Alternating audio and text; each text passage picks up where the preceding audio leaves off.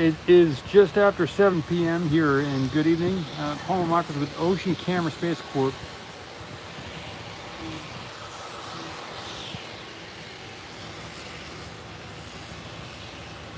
It is still very sunny outside. You can see some lifts over there at the base of the booster. And there are a number of vehicles here on site. There wasn't any road closure today, and it looks like they were just recovering from yesterday. Hey, Brent.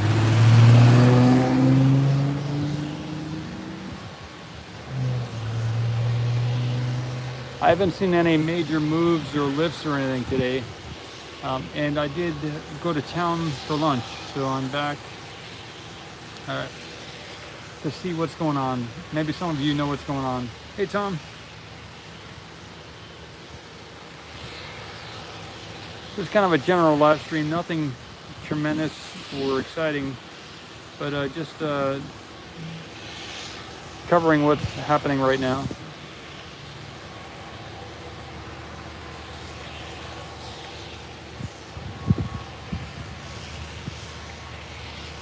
As I can see it, there are 3 lifts up there on the overlaunch platform.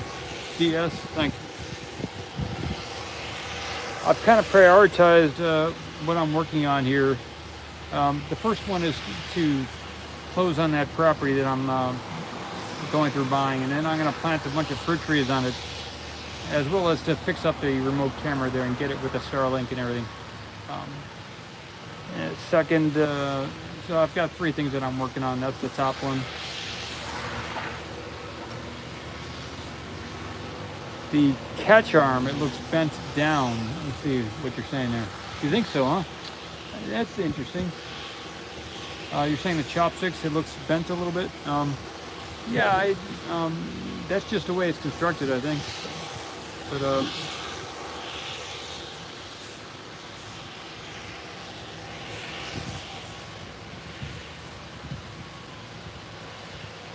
they are messing with the RAM actuator, so maybe they release some pull against the, but I don't see any slack anywhere, but that is highly possible.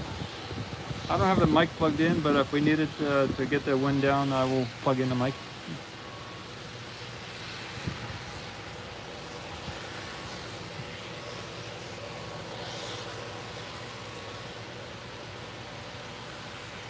So there's one lift on the left, another orange one to the right of that, and then a blue one to the right of that. And it looks like they do have a big table underneath the overlaunch platform.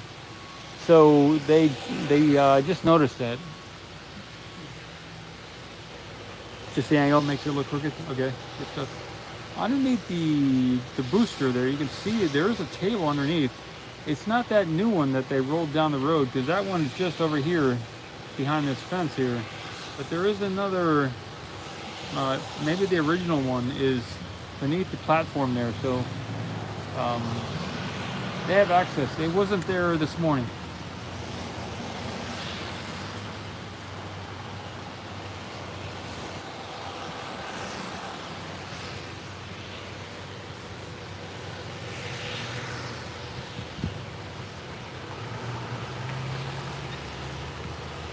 Okay, that's the original one, so Stephanie, good stuff.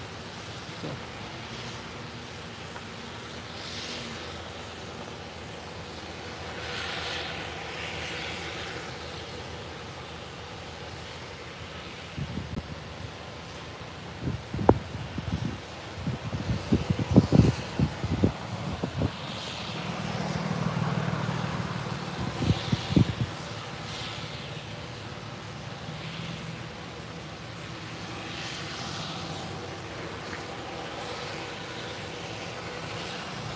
Get the zoomed out shot here.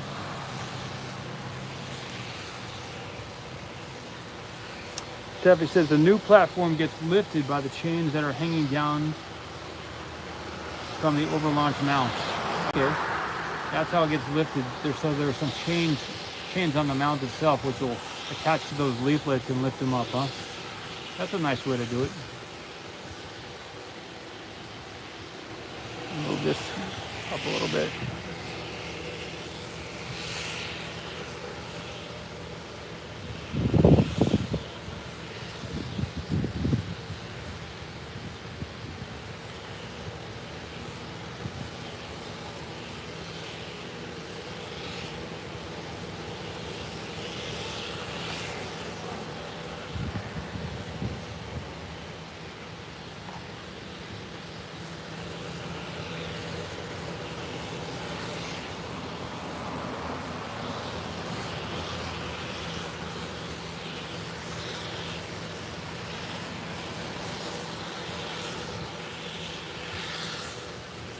My third goal is to get the remote, not the remote camera, but the truck cam going. I'm gonna move this back. The sun's a little bit too strong on the screen here. Don't want to lose, overheat the phone or anything. So I'm gonna go here, stay here. Okay. And I will tilt up here. That's better.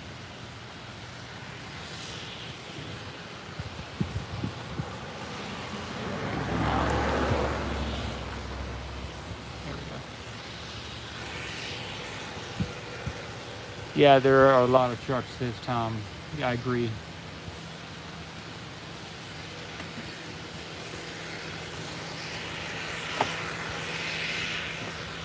So keeping it real. Just keeping it real. Have any of you had any big events happen today, or notice anything here on site or in your personal lives? I saw some of the James Webb pictures came out.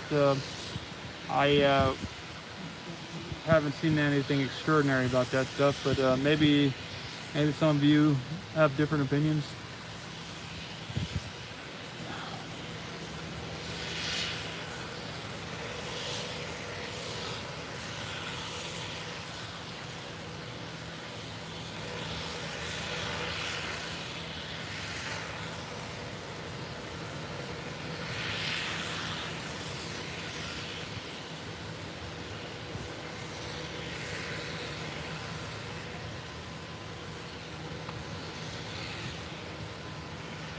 Yeah, the picture cool. You like the good stuff. This will probably be at least an hour, if not 2 or 3 hours live stream. That's what I'm thinking. Just to see what happens. Monroe. Thanks, Monroe. 5 months member. Awesome. Good stuff. Talking heavy.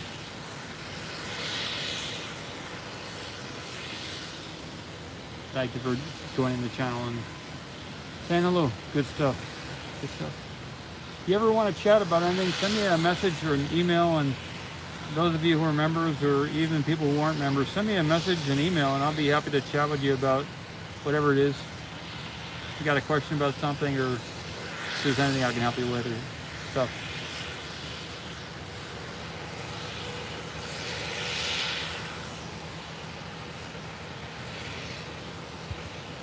That's Monroe. Good stuff. Stubby said the first images were impressive, and the science Webb will be doing is next level. I hope. Yeah, I'm looking forward to more stuff that'll keep changing and progressing our science here and advance us to the next level. So if they can do that with that telescope, it's awesome. I'm all for it.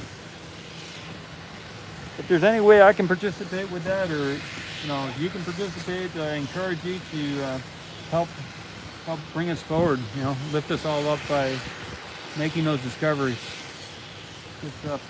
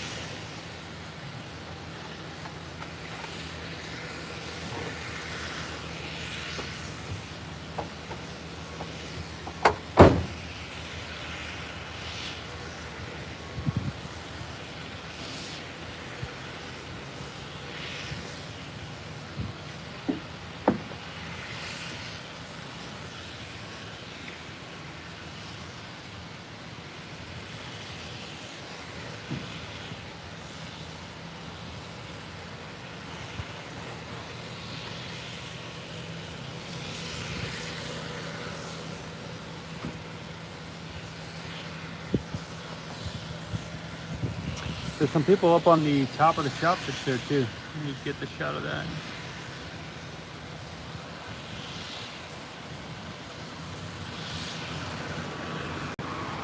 That's cool.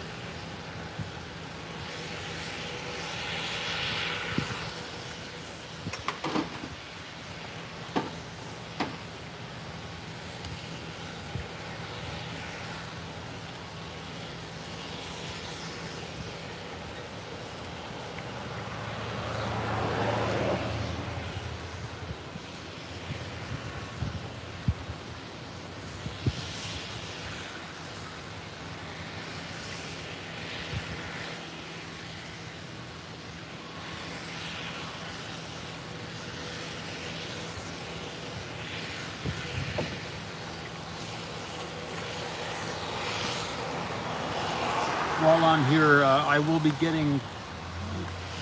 recording video with the other camera, and I will, if I get any good stuff, I'll upload it to a video tonight.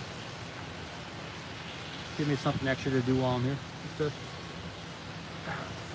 I'll be able to look and get some close-ups as well.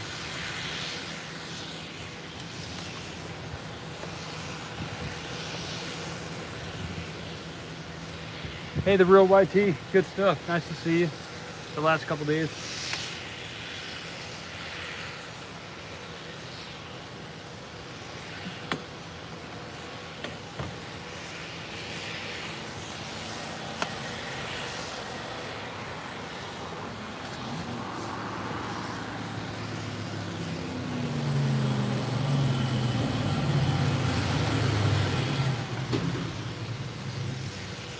Stubby, you mirror my my experience as well. Been better, been worse, but not too shabby.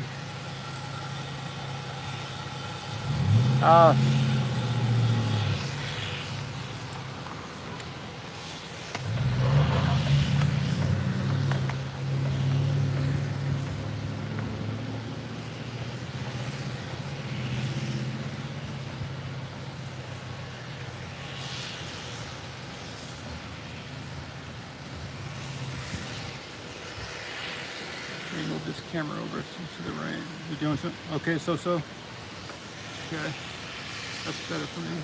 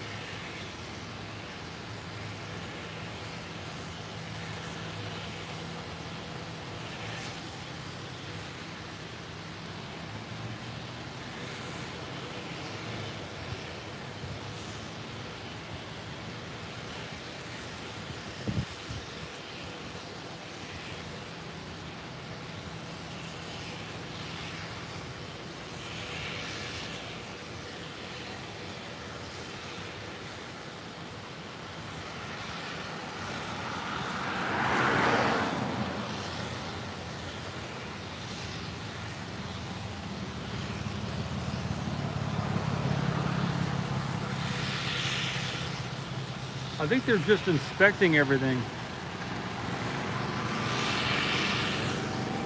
I don't know that there is any damage that they're looking at with those with the blue lifter on the chopsticks more. Maybe just more looking everything over.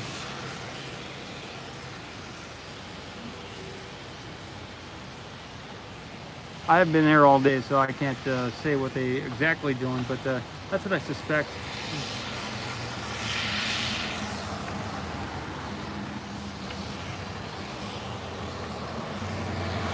They appear to be just be looking at things, not so much touching things, but just looking.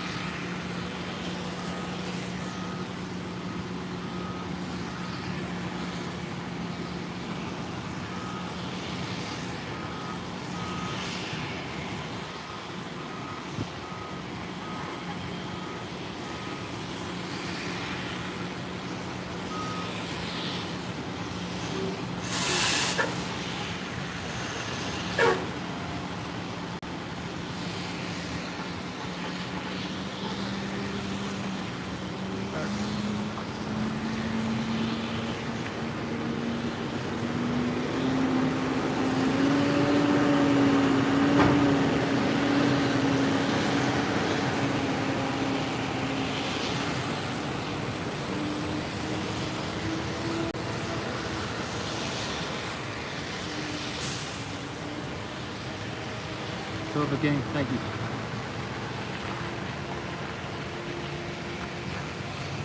I'm trying to bring it to the next level here, you know. I got plans and it's happening.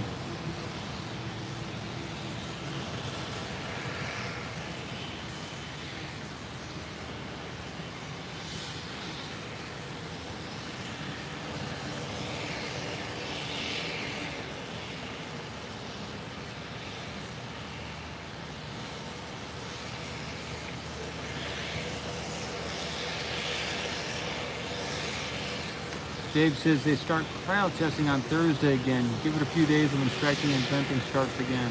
Okay, that'll be cool. So today is Tuesday, I believe. So in a couple days then, huh?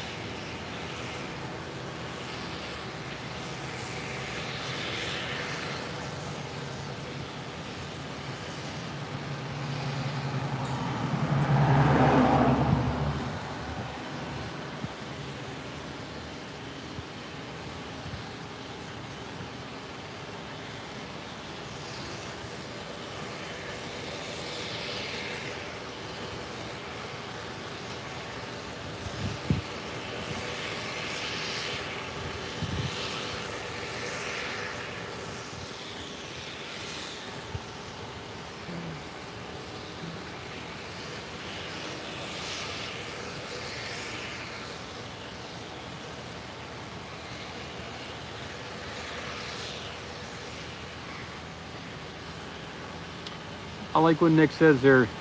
Is seen light from 14 billion years ago, so we should have that long at least.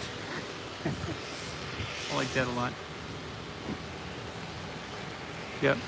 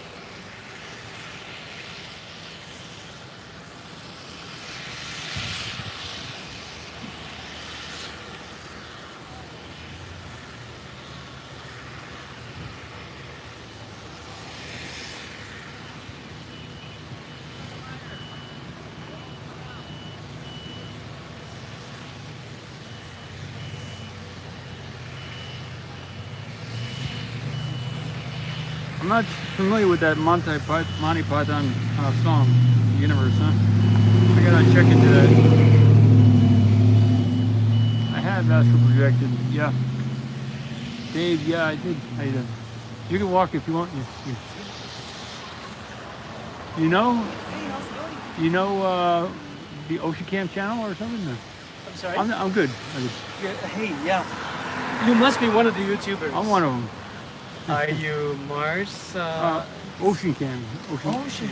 Okay, very, very cool. Wow.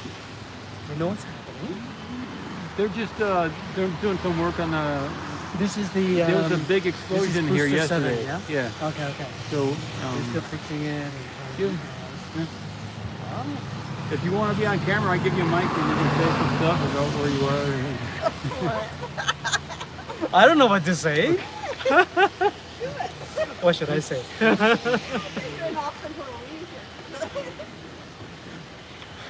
All right, everybody. There's somebody here. I'm gonna give him a mic and just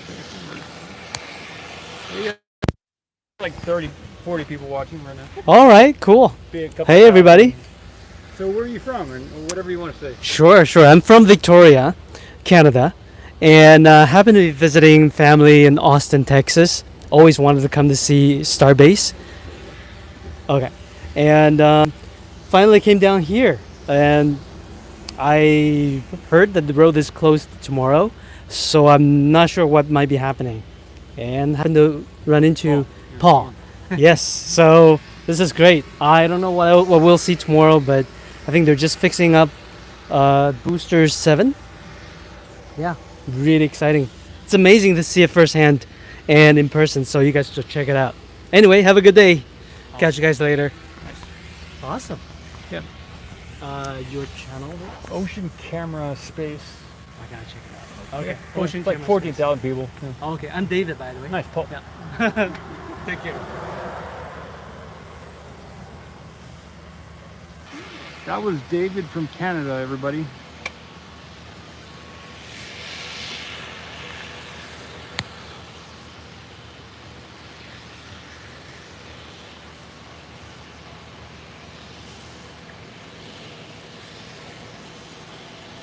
He was here with his family as well. A couple of people with him as well.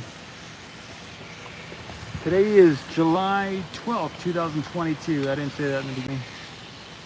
Gator, nice to see you. Good stuff.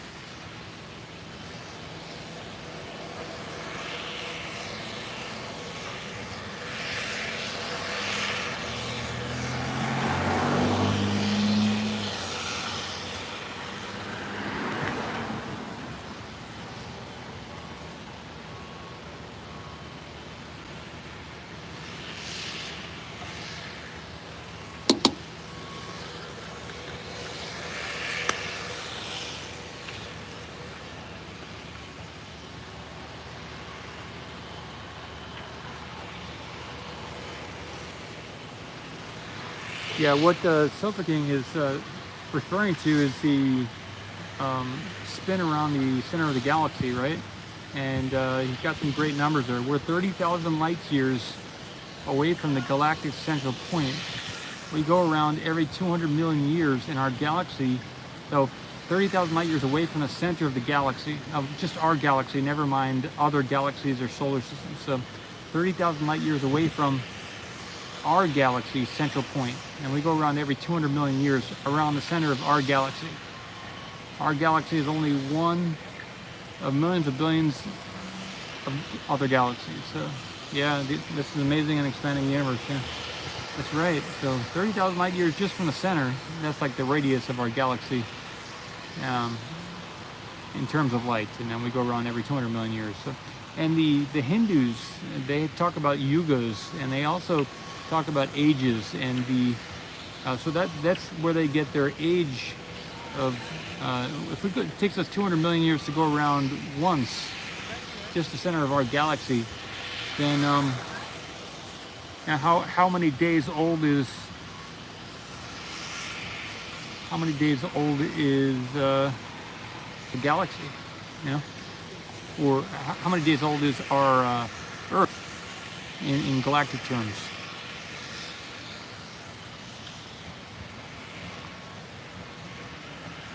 Say 200 million to make a billion would be 5 times around the center of our galaxy, our Earth. And then if we're going to be 4 billion, that would be 20 times around the center of our galaxy. So is Earth older than 20 rounds around the center of the galaxy, or is it younger? Or is it, how old is the Earth? And the Hindus say that the Earth is way, way, way older than we have said it is, as far as carbon dating and everything here in the West. So there's so could be debated further, but yeah, good stuff, Again.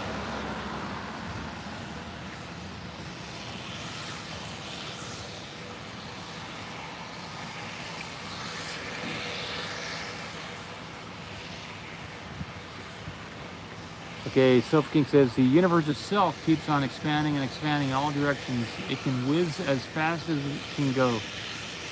The speed of light, 12 million miles a minute. I didn't know that, but that's cool. That's the fastest speed there is. Yeah, and then that's only if you're going according to light travel, As far as people talk about folding space and things like that, in the scientific field, they talk about folding space. In the metaphysical or in the astral or the mystical sphere, they talk about you can instantaneously appear anywhere in the universe that you can, if you can think about the place, then you can appear there. Or even if you can feel about a certain place, you can appear there. And since everything's connected, and there really isn't a connection between everything, but everything is, the one body is everywhere. So it's not really a connection, but it's just like your arm. Your arm's not connected to your left arm's not connected to your right arm. It's all just one body. So in the same way, if you wanted to appear, if you want your awareness to appear at a certain location within the universe, or you could say within a certain place within a galaxy, as long as you could feel the place that you want to go to, or if you could conceptually think about that place, then that would get you there, out of body. So it wouldn't take long at all to get somewhere if you could feel it, or if you could think it, or if you had a memory about it. So yeah, that's astral projection, Michael.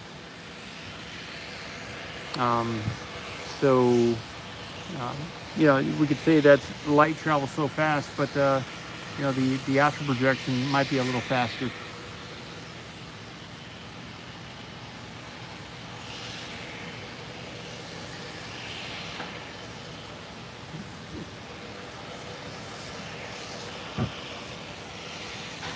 Or maybe not faster, but it could go in a different direction, a different trajectory to get somewhere, I have been out of body, and there have been different, I'll be traveling in a certain direction, going to some place in the distance that I've felt and on the pathway there, it's like there's a change in direction, but the velocity continues. As velocity continues, but the direction changes, say you might be going in a certain line, a linear pathway or a curved pathway to something, and then when you get to that point, it's almost like you're automatically changing direction, but the pathway, your travel continues. So it's like you're on a road and then you make a right turn, but you're still going at the same speed toward your destination. So that kind of stuff happens out of body as well. So, oh, that's you got some nice lighting right now. Let me go back.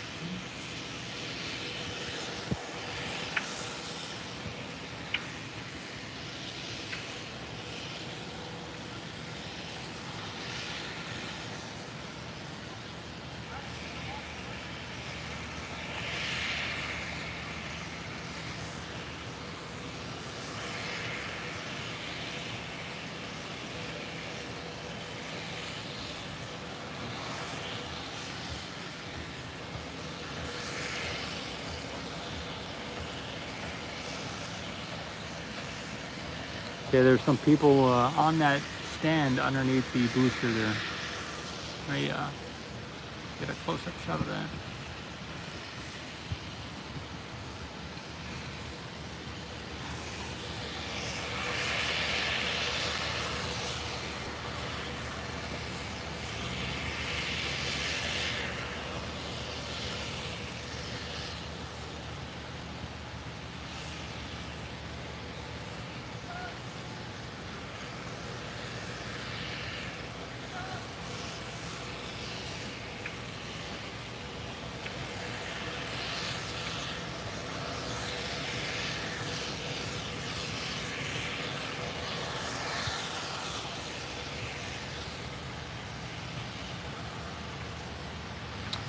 Yeah, Michael points out a kind of a description of astral projection. You just got to think about where you want to go or feel it, and then you can go there. It says, but your body cannot live for too long without your spirit. Yeah, and then it's also the sensation of time can differ. Like you can be out of body for, well, it depends on how you prepare your physical body. Because in yoga, there are people who will sit down and meditate or have an experience that for them was a short while. It seemed like a short while, but when they got back, it could have been many days that they've been sitting there. So it's said that if you can enter a certain type of thought process or experience in the meditation state, then the body almost goes into hibernation while your awareness goes off and does whatever it is or focuses in a certain way. So that is possible, and a lot of medical people like to study yogis who do these types of things, whether it's producing heat or meditating or looking at an EEG of their brain functioning, because the functioning of a meditator is different than your everyday average 2022 person on the planet.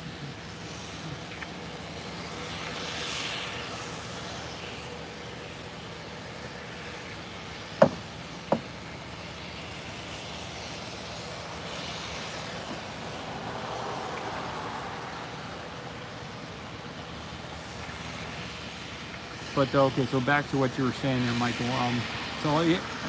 But your body cannot live for too long without your. Yeah, and it's said that everybody goes out of body every night when they go to sleep, and that's generally why they have dreams and experiences which seem very real when they're asleep. So it's more of a development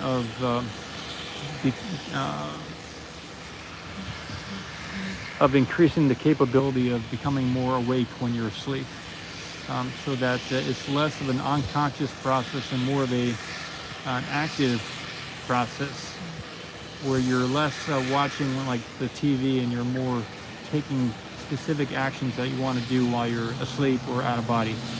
That is possible. just it's like any muscle. You got to work it because and some of the weights that you might lift to develop those ability to maintain awareness in the dream state or the sleep state or the theta state is binaural beats, audio sounds with the headphones.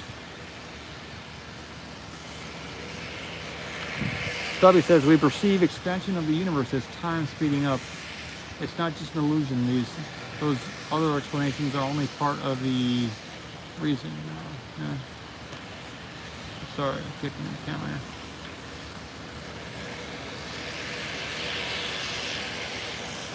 Yeah, there are several people on that lift right now. Tom says there's 6. Got to think a Raptor or 2 might be moved in the cover of night. I got you. Thanks, Tom. I'll keep my eyes open tonight. Yeah.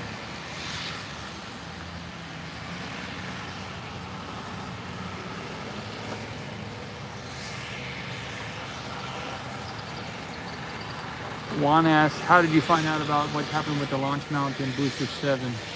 Juan, I'm not sure what you're asking there. There have been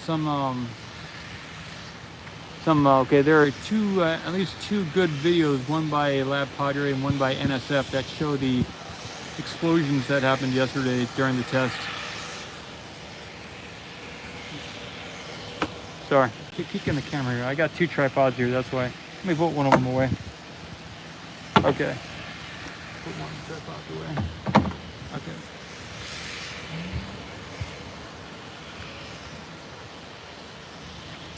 Michael says there's a dream state called cognitive dreaming. When you know you are dreaming, you can physically interact with the dream state. Yeah, some people call that lucid dreaming. That's correct. There you go. Stubby says lucid dreaming.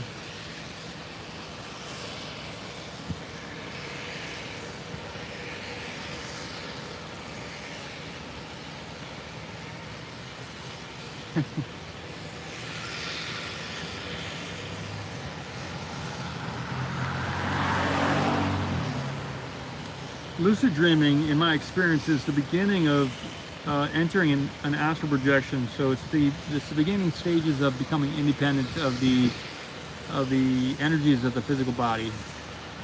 As you progress in the lucid dreaming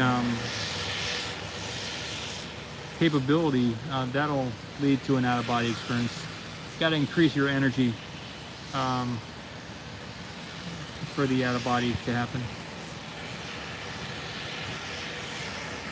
There are different tricks you can do. Yeah, Michael says NSF had a really good shot from the dunes, Booster 7. Yep, they did. If I had a couple vehicles and all the capability to live stream from the different locations, then I could do that kind of thing too. I'm not so much in competition, but I am trying to increase my capability over time.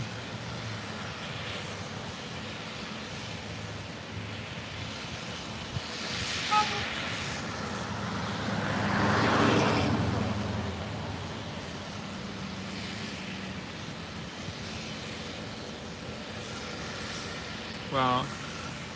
Stubby is mentioning some virtual reality and using some L-tryptophan.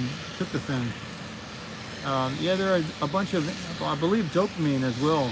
There are different things you can take. I've never done any of that stuff to increase the ability to lucid dream, but there are several things you can do to possibly improve your chances of lucid dreaming.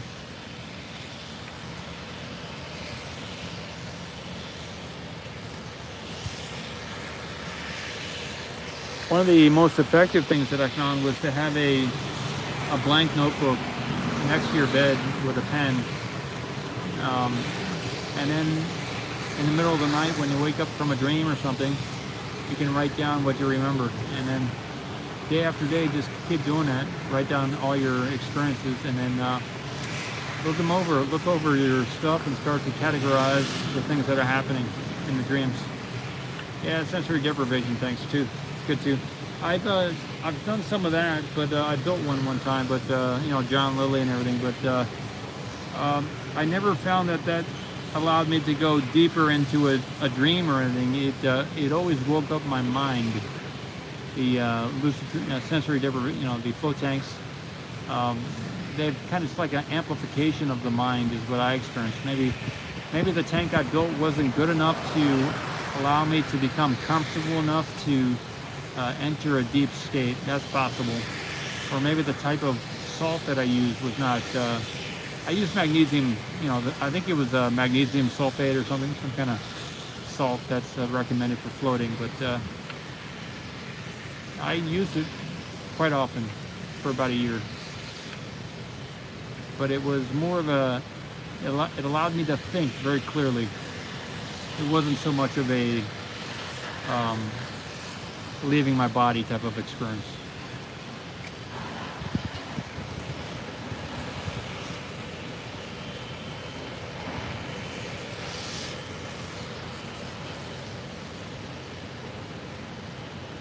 Yeah, waking up twice or three or four times, right? I think that you wake up from a dream, maybe go write it down and go about your day, and then you find out you're still dreaming, right? That's pretty interesting stuff, Hogan. Wow, Stubby.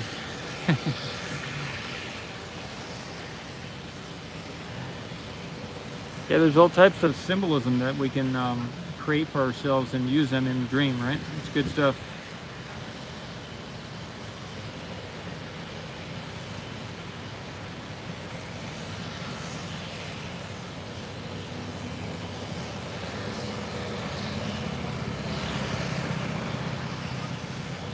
Well, if there's anything else in that type of field, I normally don't talk about that stuff except only occasionally when I feel inspired about it or when someone else brings it up. You brought it up, so if there's anything else that you're aware of in that genre, you're welcome to mention it and we can chat about it. Kind of like a coast to coast show. If there's any people in the awakening field that would like to come on or chat about something, or you'd like to mention whatever, we can chat about it here, or I can do an interview with you or somebody else, etc.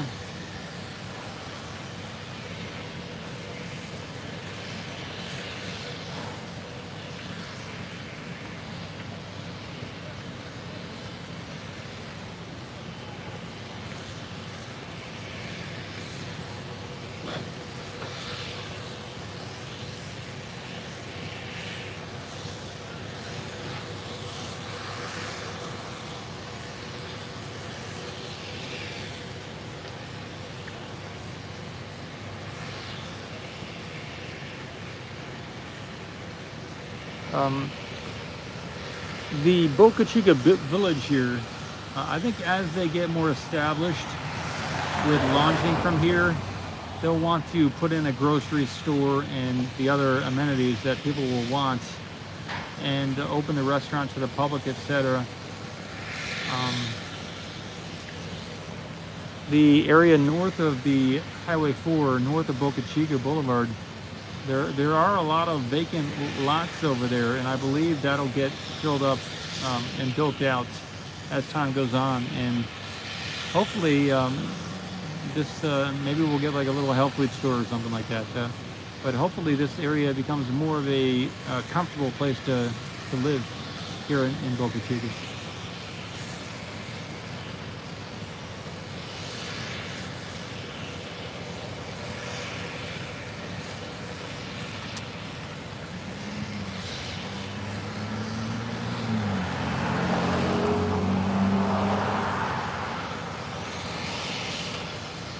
I've heard it said that, Nick, that the carbon dating is useful up to so many thousands of years. But once they start getting into millions, if not billions of years, the carbon dating doesn't really work. It's not accurate. And I know I've had this debate before, and there are other ways of determining age.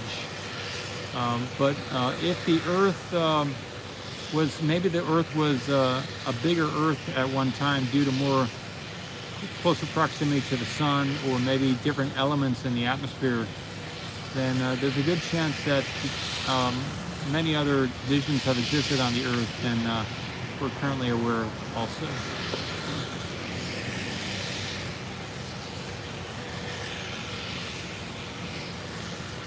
You know, if the asteroid belt was actually smashed by another planet at one point, and that created maybe there's a planet there and it got smashed by the asteroid belt, you never know the types of things that would have happened in our solar system, the conditions that may have existed before, or you know.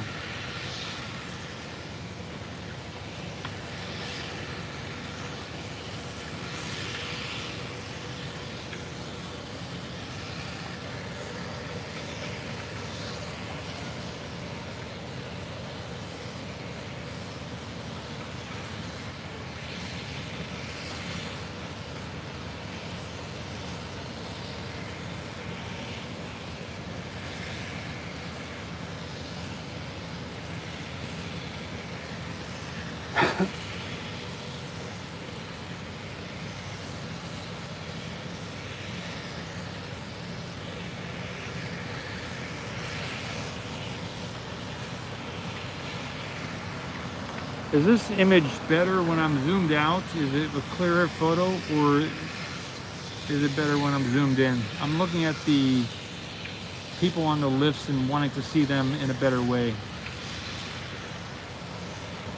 Is it better like it is now, or like something like this? This looks a little bit too fuzzy of a photo. This is kind of maybe a better photo. Let me know.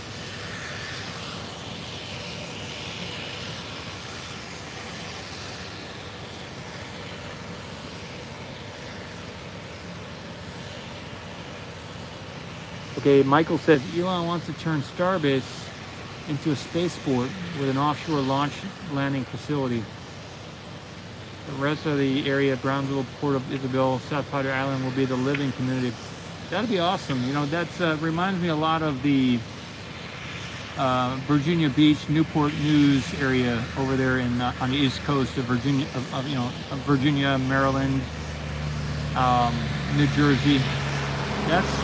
There's an intersection there where it has like an island. Yeah, Newport News, Virginia, the port over there. It kind of has a similar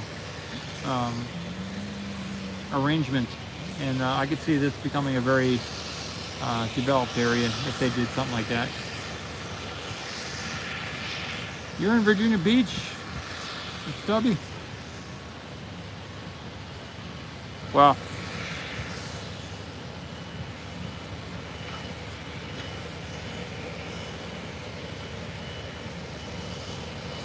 Okay, always go tight to where the action is. Everything along the edge is a distraction to the eyeballs. I got you. Okay, that's good stuff. With this camera, I think the edge, I have to not go too close, otherwise it's going to get impractical. Awesome, Stubby, nice. Yeah, I think so. Wallops Island, sure. There's, but just the whole Virginia Beach area and north of there to that bridge and the tunnel and all the stuff going on over there. Not Wallops Island though. That's where they're launching the other rockets from Wallops out of Virginia. I've never actually been to Wallops, but I have been to. I lived in Virginia for on and off for how many years? About over 20 years. I lived in Charlottesville, or south of Charlottesville, in a little town called Nellis Ford, or Faber, Virginia, or Buckingham, Virginia too. I lived over there for quite a while. I lived in Charlottesville for a couple of years as well. But yeah.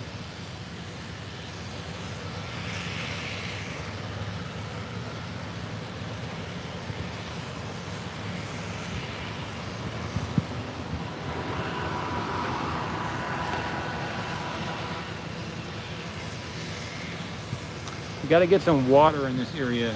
They truck in all the fresh water from town.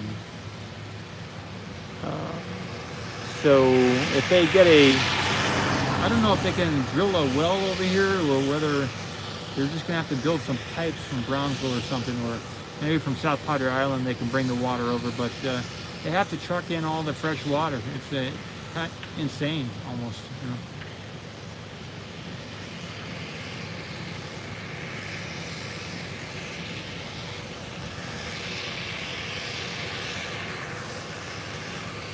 Cool. Rocket Lab is over there at Wallops, huh?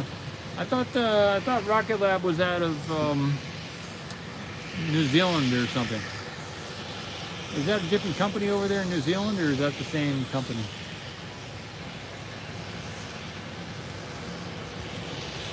Yes, W, New Zealand. Good stuff. Is Wallops Island in New Zealand as well, or is that you talking about Virginia here?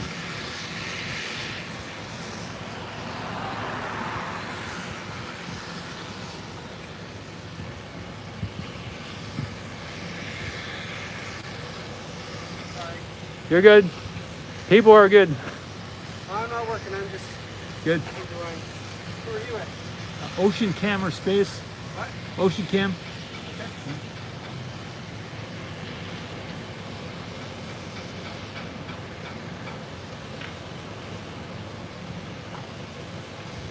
Wallops Island, Virginia. Okay, same company. Oh wow. So they have 2 launch sites. Good for them. Wow. I didn't know they were out of the U.S. as well. Good stuff. Thanks for the sharing of the info. Is Rocket Lab a U.S. company or is that a New Zealand company? That would be my last question on that topic. Yeah.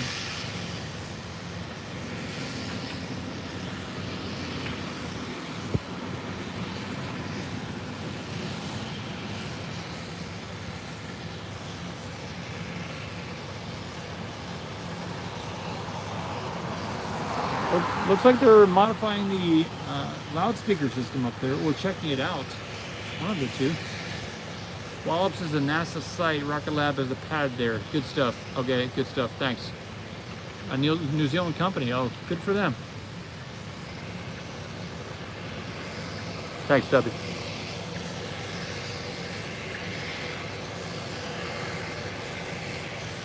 Wow, Michael says Starbase had to suspend their desalination plant in order to get PEA approval from the FAA. So PEA, I'm not remembering what that stands for, but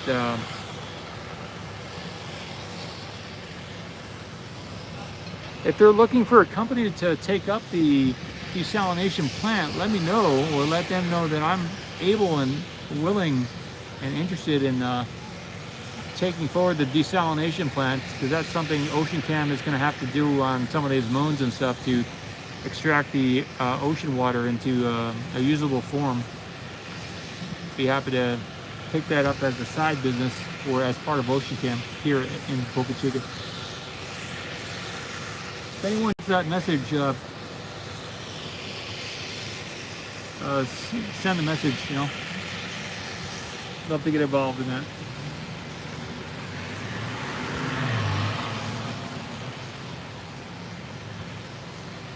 Michael, thanks for the info.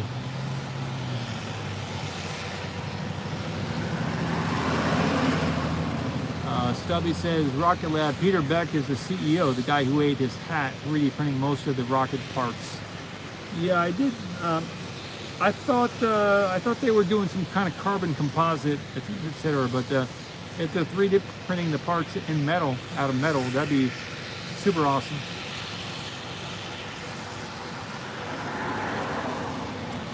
The name of the company out of Romania that is doing the water rocket is called Arca Space, ARCA Space, and they actually put their rocket directly into the ocean, and they launch it out of the ocean. It floats. They don't need a launch pad, and it uses hot water, pressurized hot water, as the propellant to launch. Pretty interesting concept.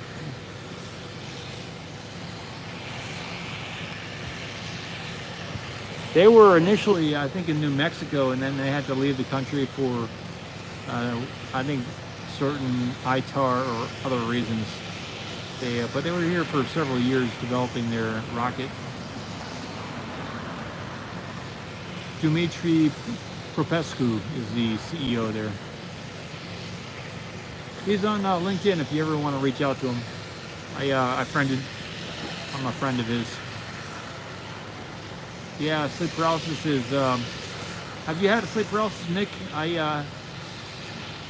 In 1996, I had my first sleep paralysis. I'd never heard about it before. And that's what got me into meditation, because within a couple days of my sleep paralysis, early in the morning, lasted like a minute, freaked me out. I heard about out-of-body experiences and sleep paralysis in the same sentence. So that's why I speak. One of the reasons I speak about that stuff now is to share the information to others, or to you or whoever, that there is a lot of information about those types of experiences, and other people have had a lot of success with doing fun things that originate out of that type of experience. Sleep paralysis is kind of an intermediary point to the deeper relaxation and focus states of out-of-body experiences. So, yeah, it's kind of like it's a in-between state between being in your body and out of body. So the sleep paralysis is like the introductory stages to going to sleep, but also, amazingly, the awareness has learned to function at that state where the body is paralyzed. Pretty awesome.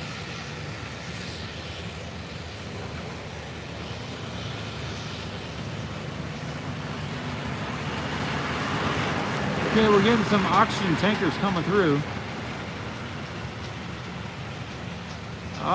Draconis has had sleep paralysis as well. Now he just misses it.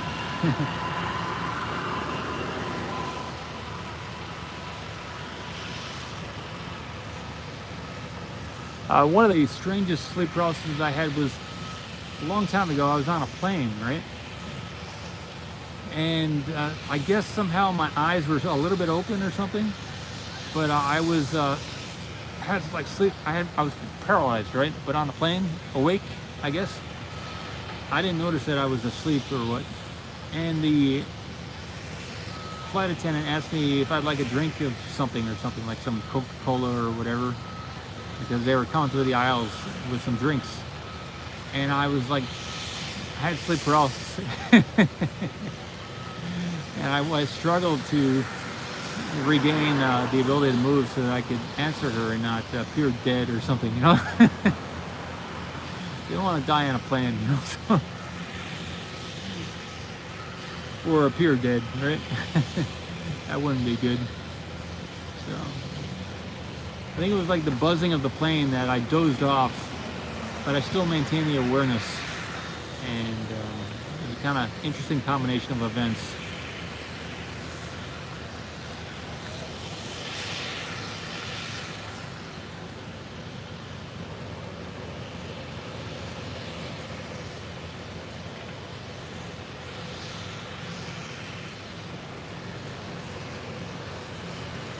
So what kind of sleep paralysis have you had, Stubby or Draconis? Drayonax. Okay, Drayonax. Good stuff. What kind of experiences have you had?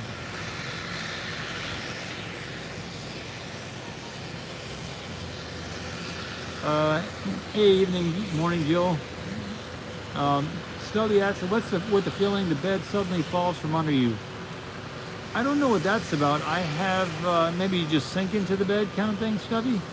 I've never had it feel like it fell under me. I've had it where I kind of flipped out of the bed, you know, up into the air.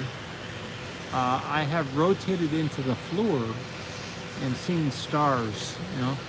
So I have rotated backward into the mattress and into the bed, you know, into the floor. But I've never had it fall out from under me. That's pretty interesting. I've landed into the bed, you know, come back so fast that you're almost like you're dropping into the bed kind of thing, but I never had it fall out from underneath.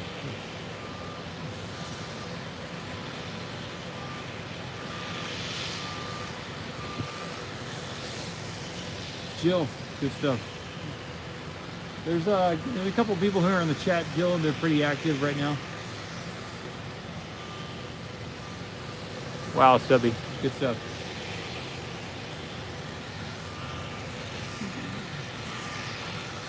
That sounds like an out-of-body experience to me.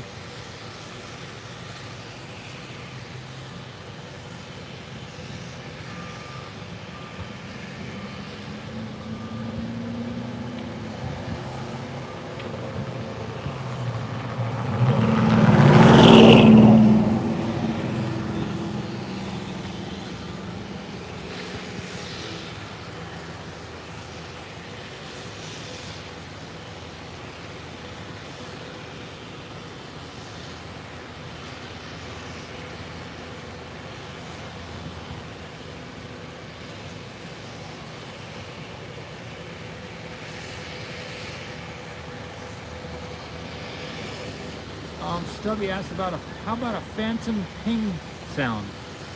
I don't know what that's about. I guess this is while you're asleep or you're resting. I have had all types of sounds that I've heard.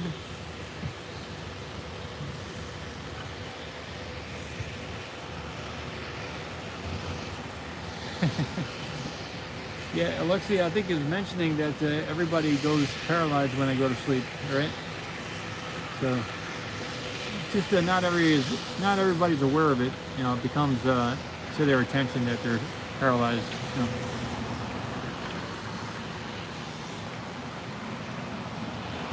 Nick says, do the close-up for a few minutes. The test pad is damaged and will have to be replaced.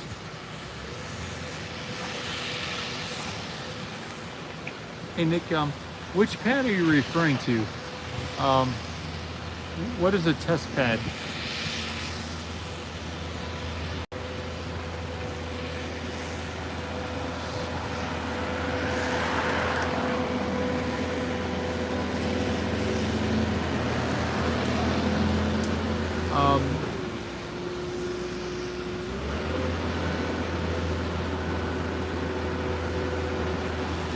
Yeah, Michael says he has floating dreams, floating uncontrollably. Good stuff. Maybe you can develop that so it's not a dream and just gain more awareness. Keep developing the ability to move and direct yourself in the experience. Yeah, it looks like they're removing, or I don't know where they're going with this lift, but it's coming out the main gate here. We'll see where it goes. Maybe it's going to the tank farm, or maybe it's going to the build site. Let's see.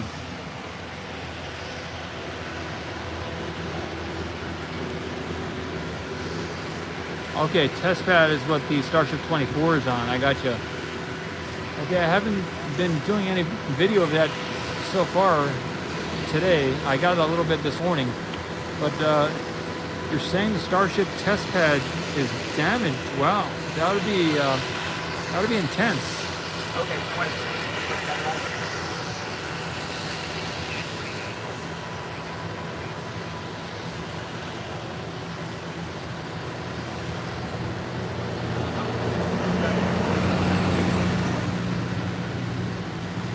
I'm scrolling back in the chat here to make sure I'm understanding what the Starship testbed thing. Nick is saying the test pad is damaged. And Nick, are you referring to the Starship test pad, or is you talking about the orbital launch platform test pad? If they have to replace the orbital launch platform or any of that stuff, that's going to be immense in development, because that took them so long to the Can Crusher test pad booster 7.1. Oh yeah, the Can Crusher is no big thing, but if it is the orbital launch platform you're talking about, then that would be a big issue. Looks like they might be moving that. Sorry, I was lifting up going in two different directions with the tripod here. Looks like they're taking that down to the maybe around the back to the overlaunch platform, or possibly to the overall tank farm. Not sure where they're going with that, but they could easily drive it along the side there and go around the back to the either the back of the tank farm or to the overlaunch platform in that direction. See what happens.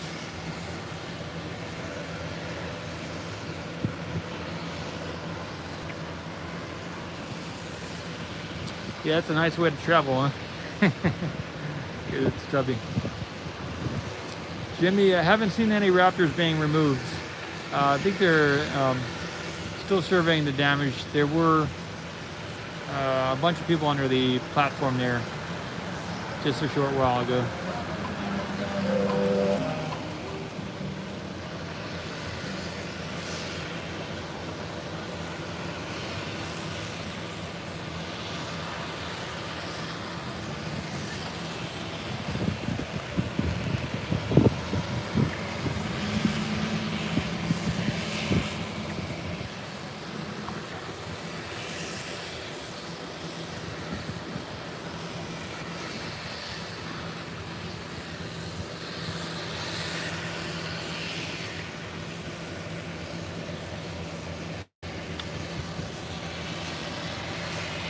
I'm gonna move this tripod back again.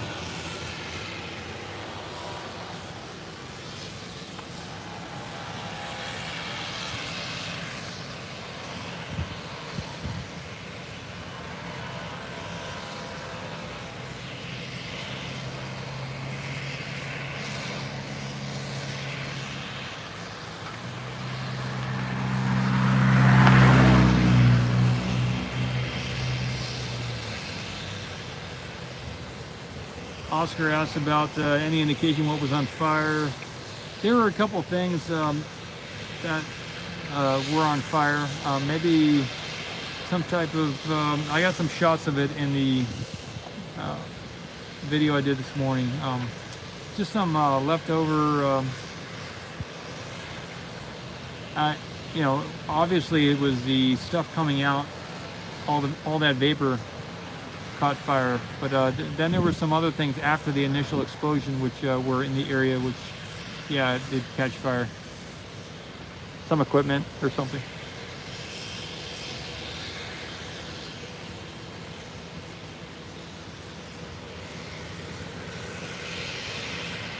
Well, Alexia, you got some good info there. When you start seeing gray spots, try to stay relaxed and observe them.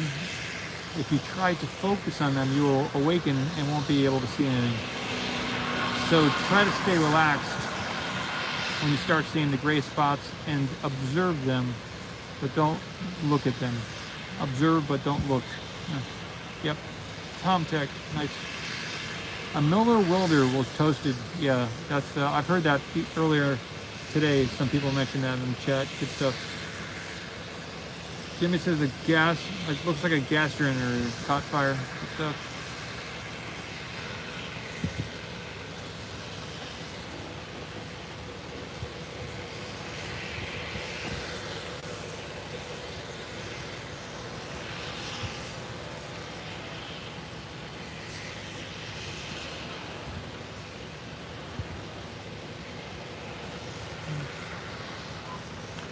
Yeah, Michael, there's 3 books written by a gentleman named Robert Monroe, and he was my main inspiration for getting into the out-of-body stuff and researching that type of thing. So I don't know if you've heard about him before, but Robert Monroe is the name of the guy who wrote the books. He passed away in like 1994, 95, but he was one of the big-time people in that, as far as that time frame for writing books about out-of-body experiences.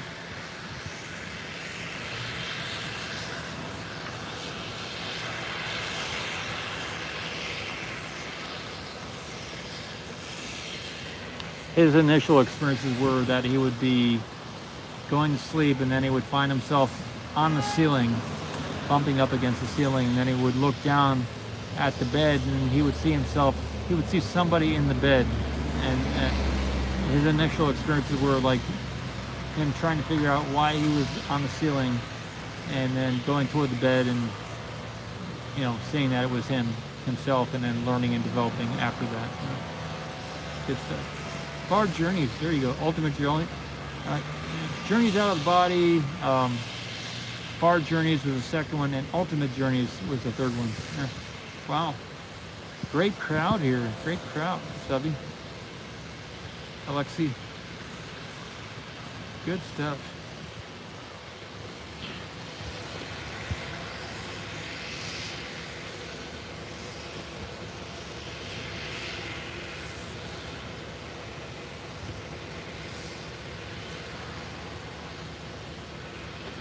Whereas some other authors would talk about using substances to experience certain things, his were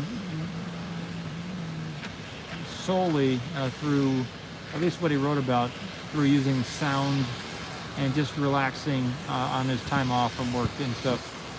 So his the progression of his explanation doesn't involve any mushrooms or any DMT or anything else, you know.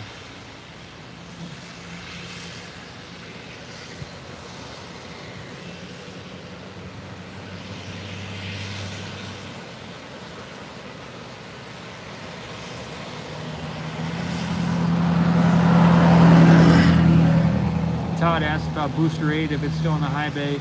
I personally haven't seen Booster 8. I've heard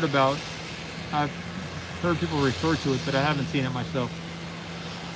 Alexi says it helps to be tired to the point of exhaustion, easier to get to that stage. Yeah.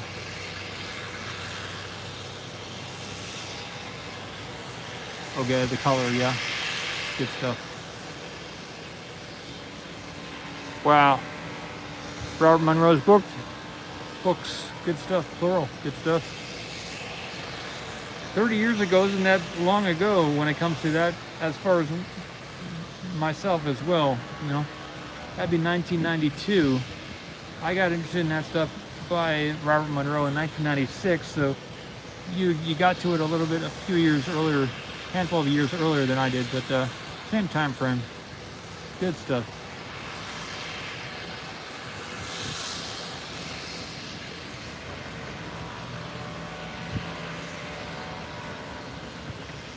One of my dreams would be to put a whole bunch of these scientists here, these engineers, through some of those hemisync or binaural beats, 4 or 5 day meditations that they teach at the Monroe Institute. Because 27 years, good stuff. Because I went through that training to lead retreats like that over 20 years ago. And I've got the ability to probably transform a lot of people's lives with that type of technology. To merge the scientist with the spiritual experiencer. You know, it's pretty easy to do, and I have that experience and capability, knowledge to facilitate that experience.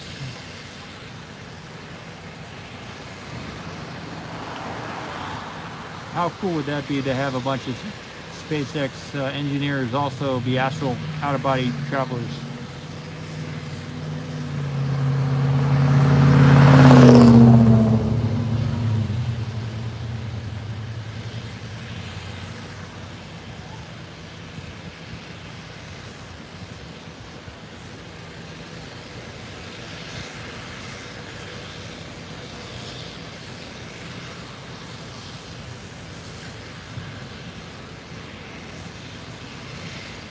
It's mainly about being able to relax, and the different sound frequencies, or even you can blend in music. There are a lot of musicians who've partnered up with the Monroe Institute to have certain sound frequencies added to their music that they've created, and the music helps people stay awake, kind of something to focus on, while the frequencies kind of shift the brain state.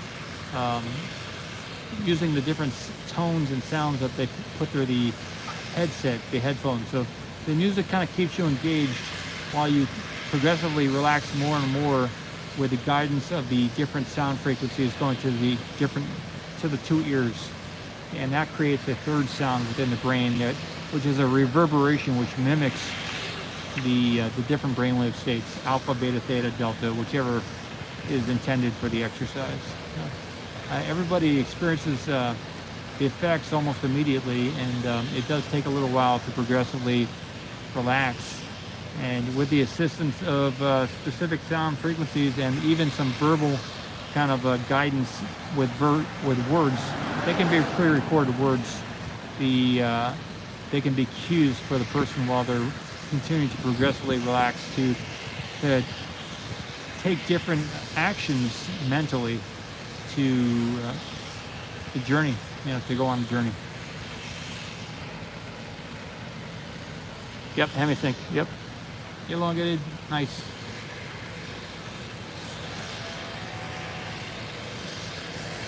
There you go, Stubby, assemblage point. That would be Carlos Castaneda talking about the Castaneda or Castaneda, talking about the assemblage point, right? Yep, good stuff. And when you get into that, experienced in that type of thing, able to sense and feel energy, you can see, like Castaneda would talk about, or you can feel. I more feel. I can feel almost anything in a person, or in a tree, or in a star. I can feel into things. So I did develop that, and that happened for me after I had after I went to the center of the earth one time, out of body. And when I got back, my chakras, my vortexes of energy, I think it became a lot more powerful after that experience. Yeah, we're all sorcerers. Yeah, definitely.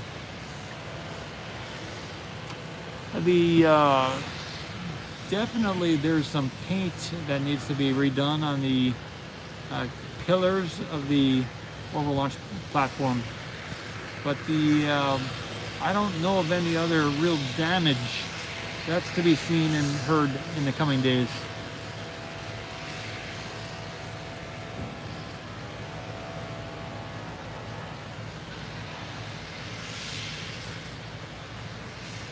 It's looking good though, looking good.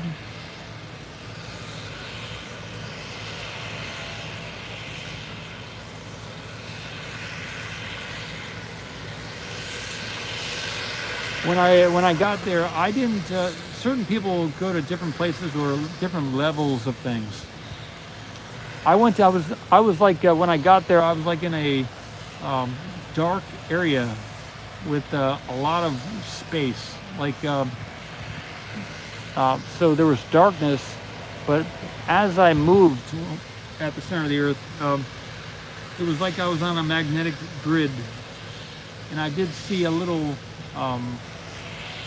wisps of things down there. I saw a couple things, but it was mostly I was in a dark space, and other people have gone there and they said they saw crystals and things like that. But for me, it was more, I guess, on the level of awareness and less of a out of body. You can have a physical body and you can walk around, say like right next to this camera or next to any of this equipment. I used to be able to astral project and move around here on this level here. So, and a different way of going out of body would be to just go out without.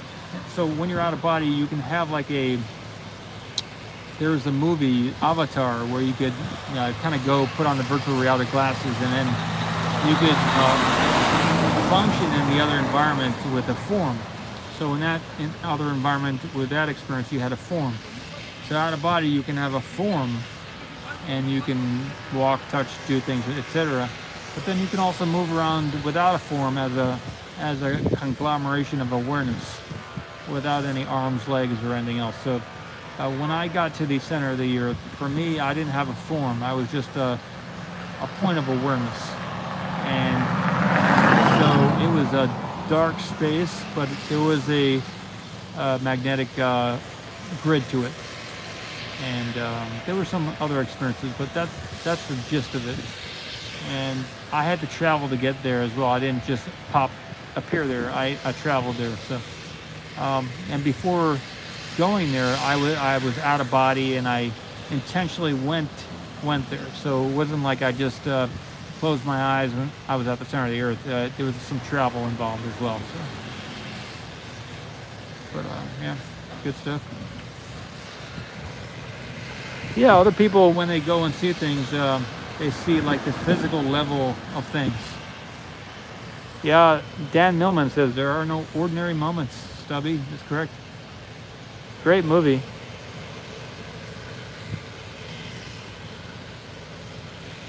Yeah, Tom, that'd be awesome. Imagine a civilization mind synced with binaural pulse, the unity. I've never heard that said that way, but I never even heard of that concept. But that's mind synced.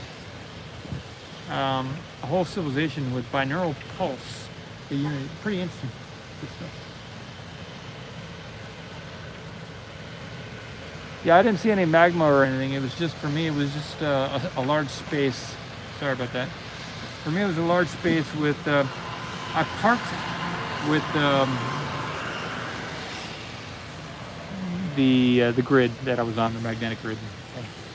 So I put the tripod next to the truck there, and I've been kicking it for like the last 2 hours. But the reason I did that was to keep the phone out of the sun. But now that the sun has set, I can move it away from the truck here and maybe stop kicking it. So, sorry for that.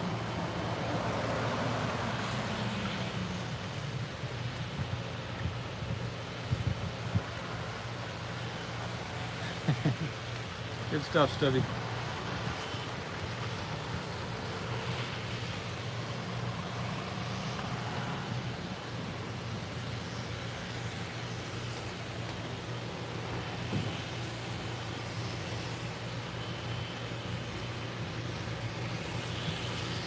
It's nice how we can have sun, the ability to see so late into the evening.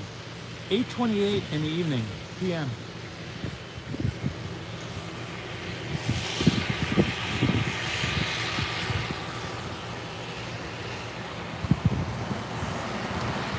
Okay, yeah, elongated, just like when we look at the physical body, if you take an anatomy course, there will be certain maps where you're looking at the nervous system, and there will be other maps where you're looking at the blood vessels, all the different arteries and veins. So these different maps will just show that type of thing that you want to look at. So certain diagrams of the body are just with the blood vessels and the arteries and the veins and the arterioles and all the capillaries, etc. And then other bodies, like I said, the nervous system, or other things show the muscular system. So you can buy these like almost crib sheets for anatomy where they just show that level of what you want to look at. So in the same way, I wasn't interested in seeing crystals and things like that. I guess for me, it was more about the type of magnetism and type of thing. So that's what I saw. That's where I went, or that's the way I perceived what I was, in the presence of, or my location. That's the way I was perceiving it, or something. So, just like you can put on some glasses and you can only see a certain level of things. Put on some diffraction grating glasses, you're going to see certain types of things. So, yeah. Castaneda would write a lot about the ability to see and what would have effects on your ability to see certain things. Yeah, good stuff.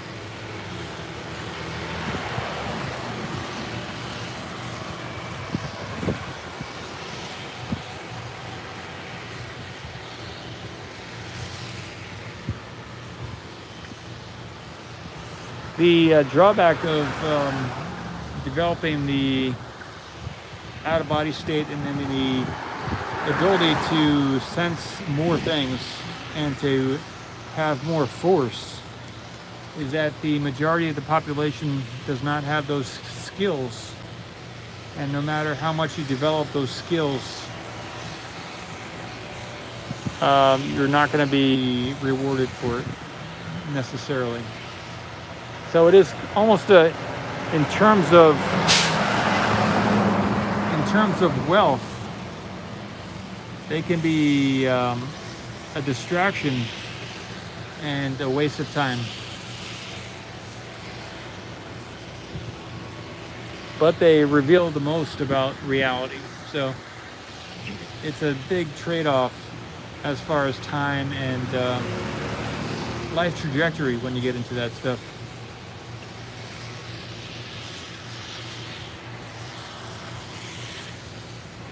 Cool.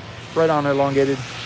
I would recommend not getting involved in it, but if you do happen to, one way or another, get into it, it would be life-changing in many, many ways.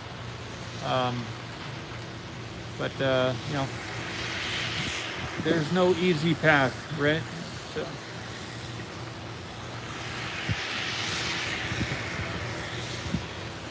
Tom, we haven't seen any results about any damage caused by the booster.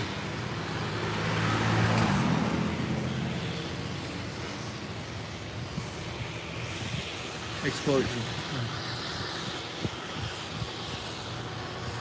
Right now, we can see underneath the overlaunch platform there is a stand, and you know, all the Raptors are on the booster there. So it was mentioned earlier that maybe we'll start seeing them moving some Raptors out, you know, taking them off or something. For sure, they're going to be checking all the Raptors, making sure they're all in good condition, but maybe they'll be removing some as well. Yeah, meditate lightly. That's probably a better way of doing it. Good stuff, elongated.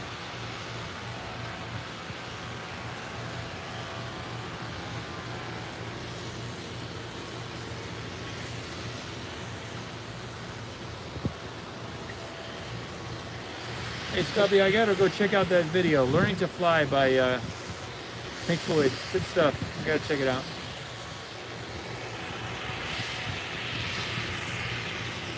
Yeah, I mean, any process, any occupation that you do, I'm gonna move the tripod here. Any occupation you do, if you put your focus to it, it is a meditation. So you don't have to rest up with on your back and go into different states of awareness. You can focus as an engineer, and that's a meditation too. You can play the piano, whatever it is that you like to do or want to do. You can, as long as you're putting your focus and attention, awareness, you know, that's a meditation. So, you know, whatever you want to do.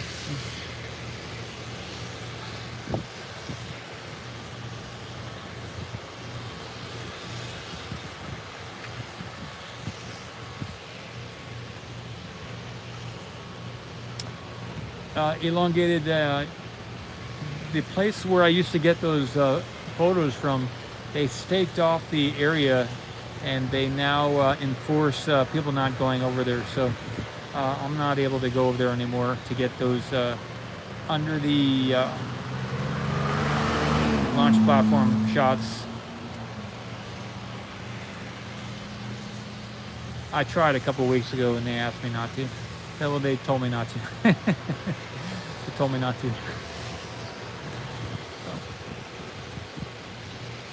They put some stakes in the ground, and they kind of marked off their area. Yeah.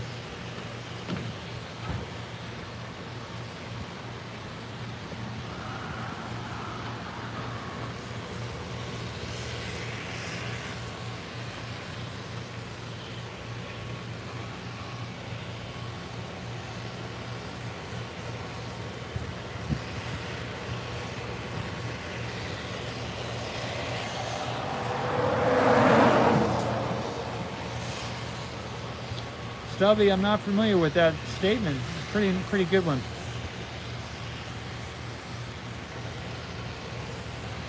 Yeah, I guess when we get into several of the space sci-fi movies, talk about the what is it called? Putting the body into suspended animation, etc. But those people who experience those types of space travel, if they develop that technology, they will start having experiences which are meditative in nature. unless they really are able to wipe the mind or the memory or do something like that. In suspended animation, they say, well, do people dream and stuff like that? And after so much time in suspended animation, will be the same soul that reoccupies the physical body.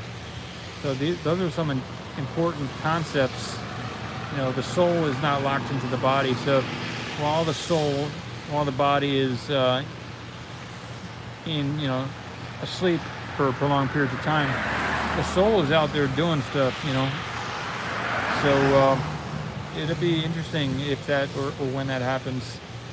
The types of experiences people have, and then the types of studies and learning that they do to learn more about the astral projection and the soul and all that kind of stuff.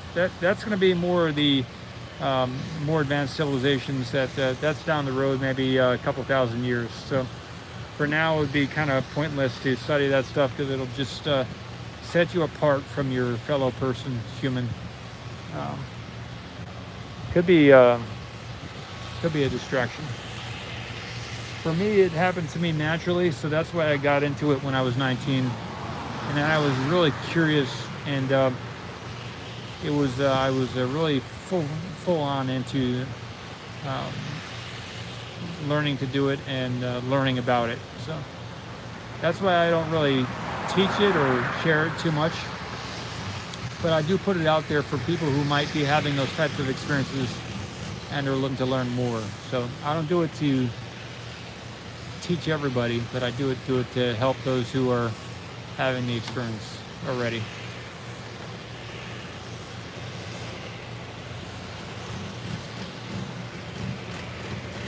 The best thing that I can recommend for people to do is there's something called Maslow's hierarchy of needs.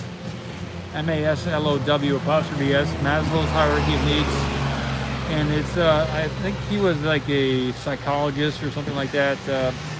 I forgot which tradition, but he has this pyramid, and he says, like, you want to take care of your basic needs first, and then and then later on you want to pay most attention to your most immediate needs, physical needs, and then later on you can put more attention onto your emotional needs and your mental needs and etc., your other needs. And that graph is that picture of the hierarchy of needs is on it's on Google. You can Google it, and that's I recommend whoever it is to just focus on that first and take care of those things.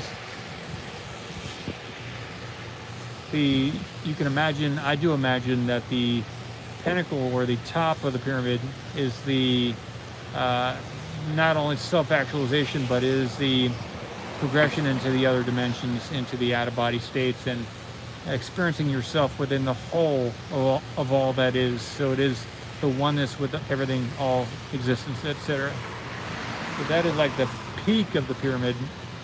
But having that peak experience is not going to be beneficial for most people if they don't have the base of the pyramid taken care of. So the best way is, and the most solid way, is to go from the bottom up and take care of the first few levels of the hierarchy of needs.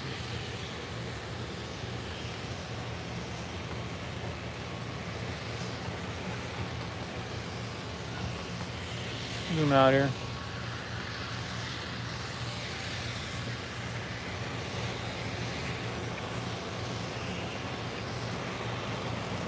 As a person's life becomes more complex but simple, as they take care of more and more levels of the pyramid, they become more stable, but also expansive. They're more connected, and they begin to feel, I believe, more. They begin to have more experiences because they get more curious for something new. And that maybe down the road Elon will have some type of spiritual awakening or something, and that'll take his businesses to the next level. But he's still taking care of the the other levels of the pyramid right now. So. Hey, Davi.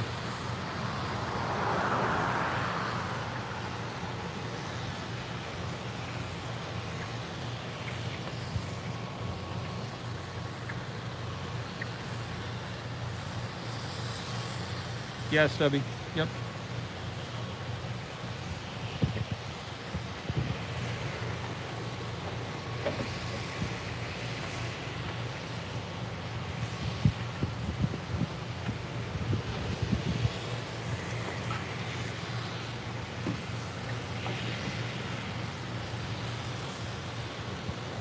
Getting dark. I think the mosquitoes are going to start coming out. Closing the truck up.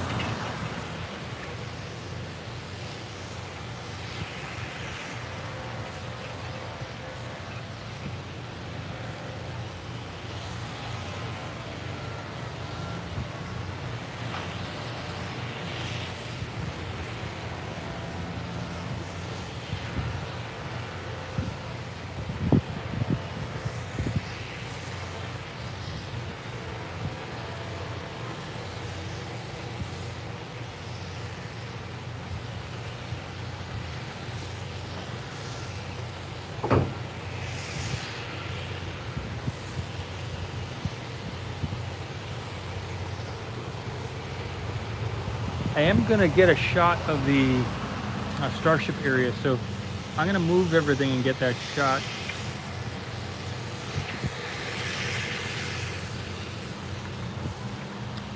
Elongated, yeah, good night. Nice to chat with you. 9:43 Eastern Time, good for you. It's 8:43 p.m. here, Central Time.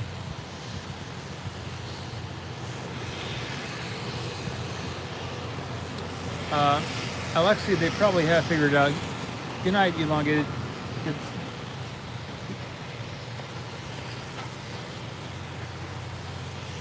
Yeah, I'm going to get that shot of the base of the Starship, so I'm going to move everything. Be about a minute in transit to get to the spot where we'll get a good shot of the Starship over there. So I'm going to move to the left here at the main gate and then get that shot.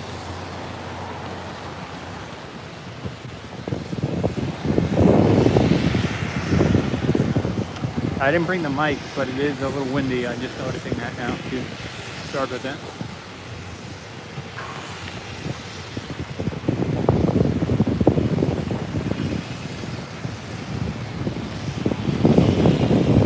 I'll pause here momentarily.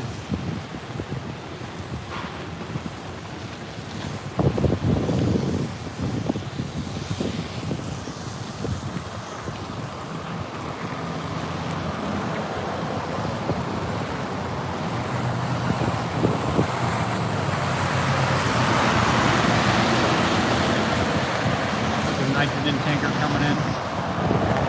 All right, here we go.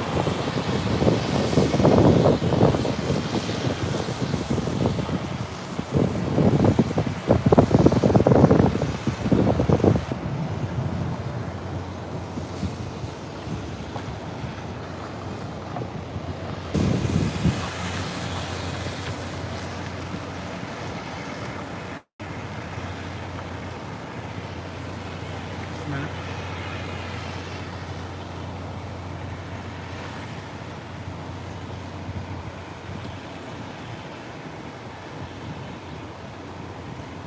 There we go.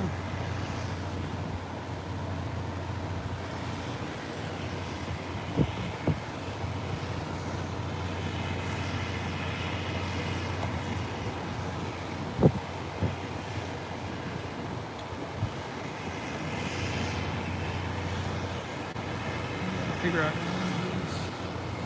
There we go. We got it. Thanks, Jill.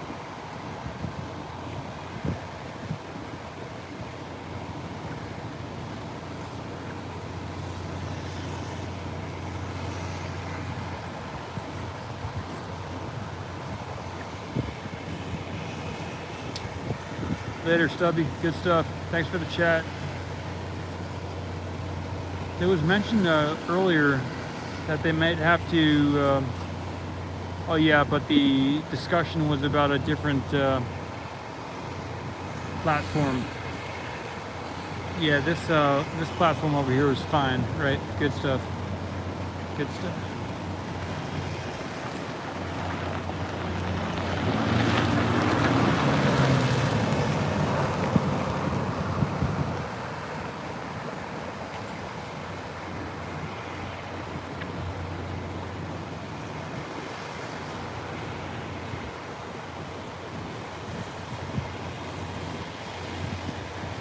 Maybe they're working on some tiles, you know, I'm not sure what they're doing, but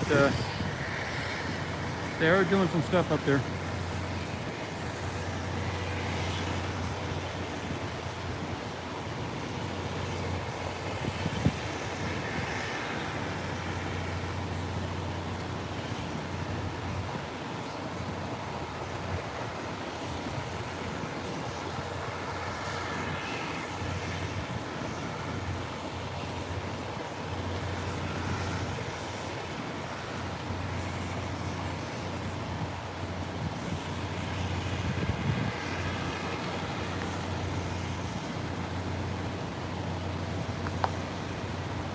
Centering the starship here.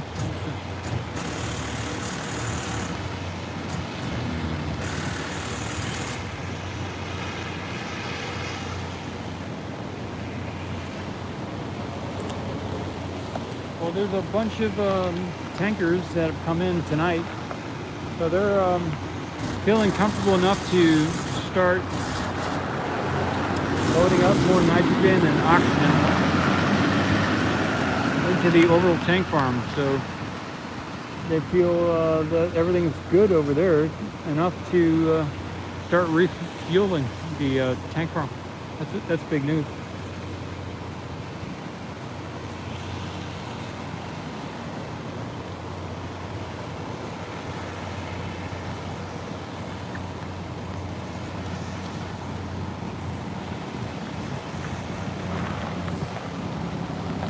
Yeah, it is a nice view. Atlanta.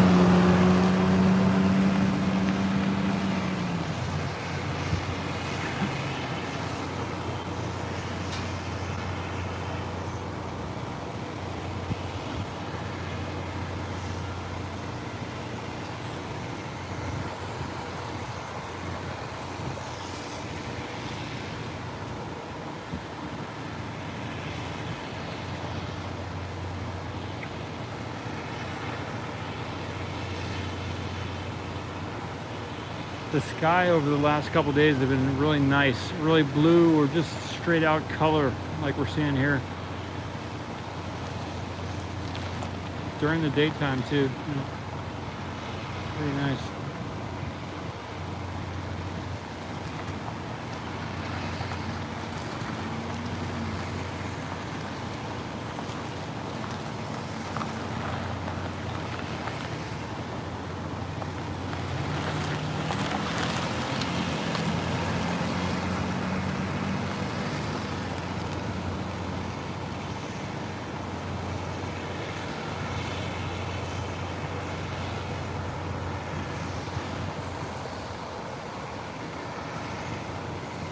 Yeah.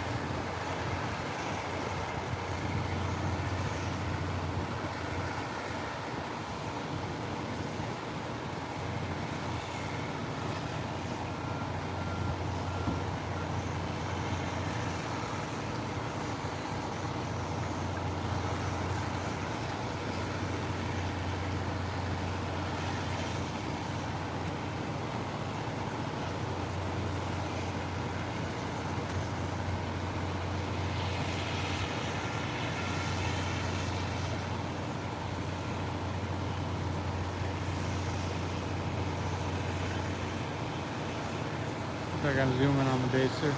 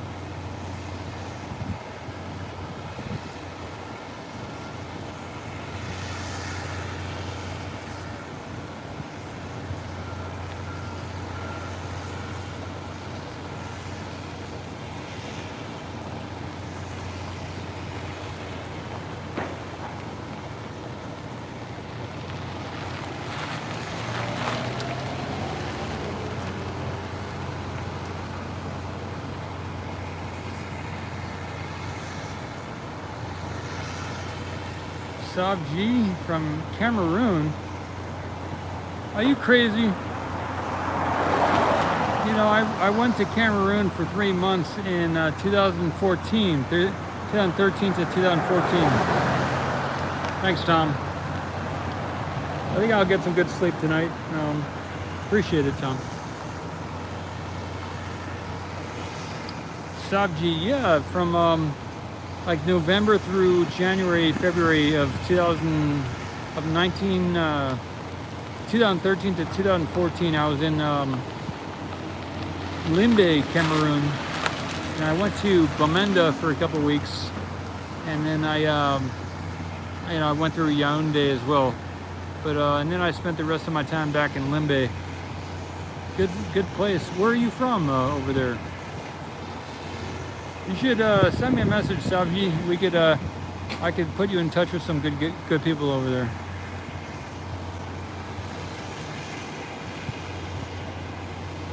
I went over there on like a nutritional kind of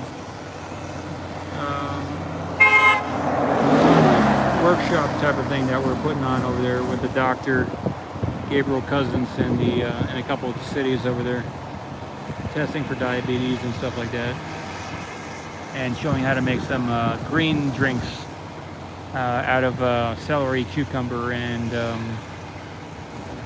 some other vegetables. That type of green drink type of thing, if it's done in an intensive way over 30-day period or so, it could reverse type 2 diabetes naturally. So that's what we were trying to help people test to see their blood glucose levels, and then show them how to make the drinks naturally.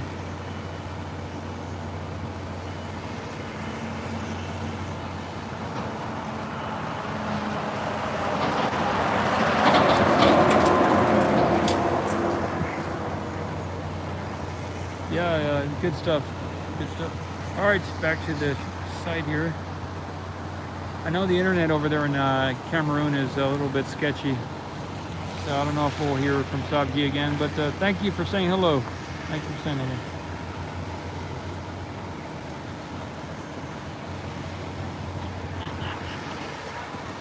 You know, it's a beautiful place. It's near the equator, but the amount of mosquitoes they have over there, everybody gets malaria like twice a year, every 6 months. They've got like a rolling malaria for everybody in the population. I got malaria when I was there. Spent about a week in the hospital.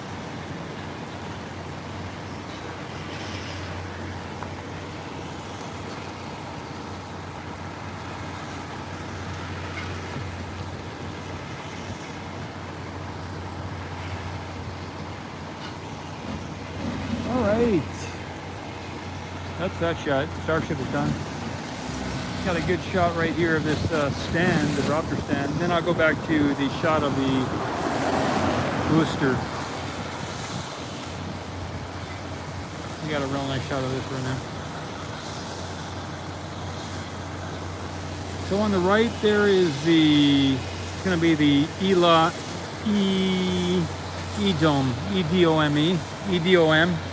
This is they're going to be doing I believe, a liquid nitrogen burst test on that. see how much it can withstand.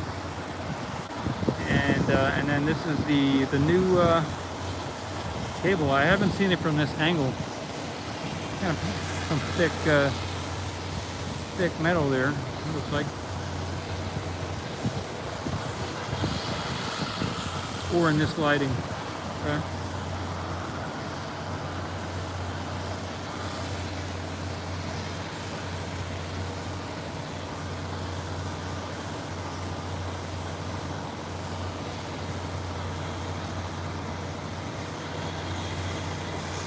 All right, that'll be that. Yeah, we do have quite a bit of mosquitoes out here tonight. I'm going to go back to where I was and get that shot again of the booster.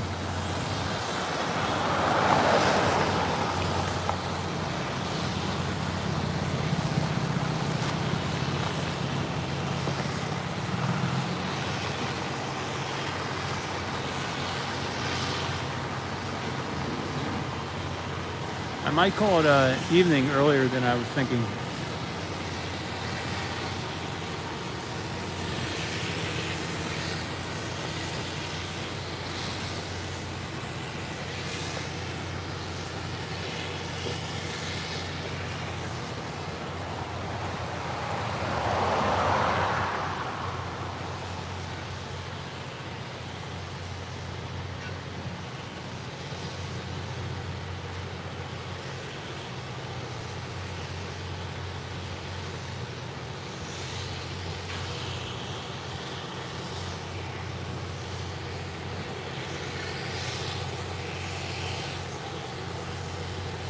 Okay, so interesting, Alexei.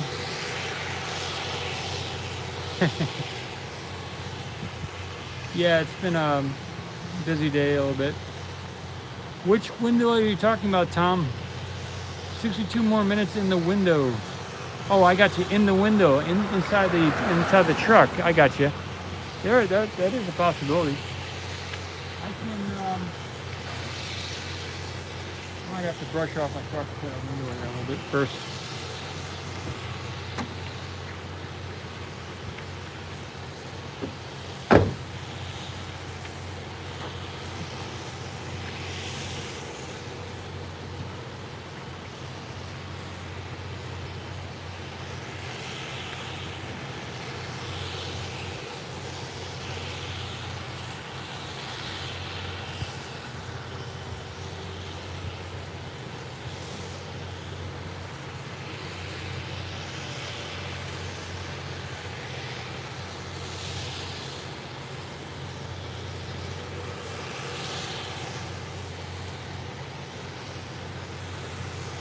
Yeah, I'll give that a shot. I'll do it from inside the truck. Let me move the truck a little bit, and then I will bring the camera inside in just a minute.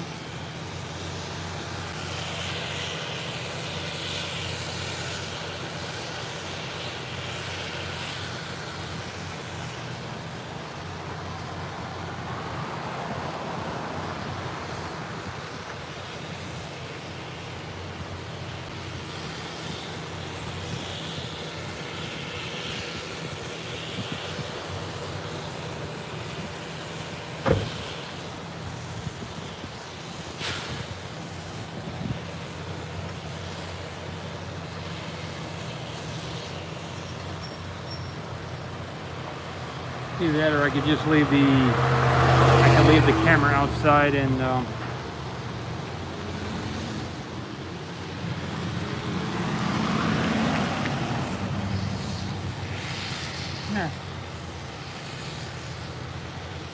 I'll give it a shot. All right, I'm going to take the camera off and we're going to journey into the truck here. All right, that was successful. All right, just a minute.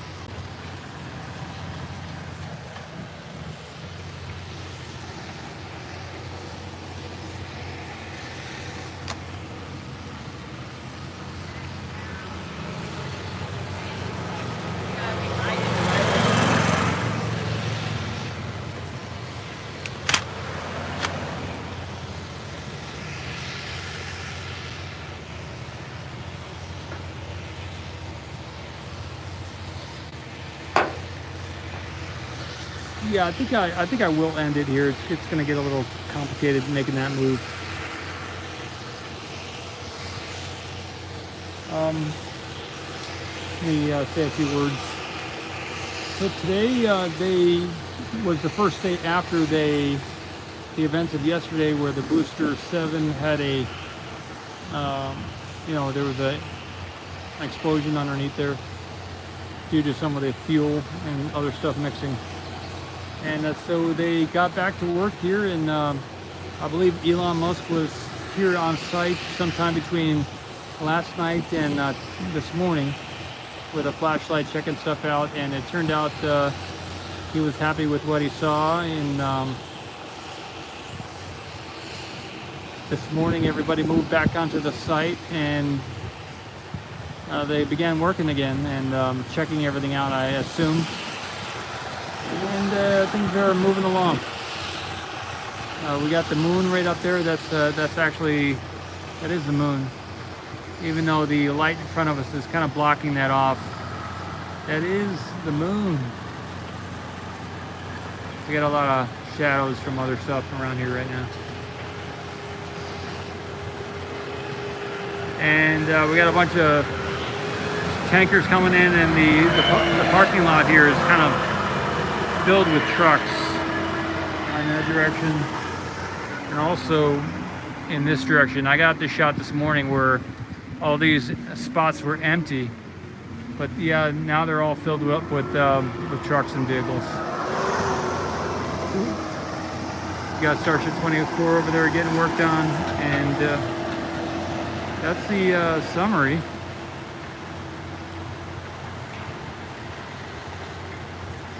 Kind of like everything's back in full swing, it seems. I'm going to leave you here tonight. I did some journaling today with my priorities and stuff. I wrote those things down. We got a lot of good views today. Excellent exposure. A lot of people like some of the videos I put out today, and that the chats and discussions that we had today was well received. So another day. Let's keep in touch. You can leave a message, chat. Love to chat with you. And thanks again. Yeah, Alexi. Elena, good day to you, and many other people here as well. Tom Tech, good night. Tom, good stuff. Alexi. All right. Good evening, everybody. Good day to you, wherever you are, whenever you're watching this. Good stuff. Good stuff. Get this shot here. This thing is still over the road here. This big crane. We didn't have a road closure today, but maybe tomorrow, Wednesday, or there was word here in the chat that maybe Thursday we'd have the road closure go back into effect. Homo Makos is my name, with Ocean Camera Space Corp, where the goal is to film the oceans on the different moons here in our solar system, as well as the different planets from the surface and underneath the ice, to take that video imagery that would be the first in its class, first time ever that the public would get that video imagery, to change the story of humanity as far as inspiring with video of water and liquid oceans on these moons, which is already confirmed. And also to harvest that water so that we can drink and make fuel and everything else. So, the green light at the booster, there are some methane tanks over there, so that may indicate where the methane tank is. They have some red lights on the ground too. That might be if there is a tanker, where to stop as they back up to unload the methane over there. I'm not sure for sure, but that's what I suspect. So, saying goodnight from here in South Texas. Boca Chica, Starbase SpaceX is also here as well in Boca Chica. We're right next to the ocean, the Gulf of Mexico, and that's it. All right, good night. Thank you. Be well.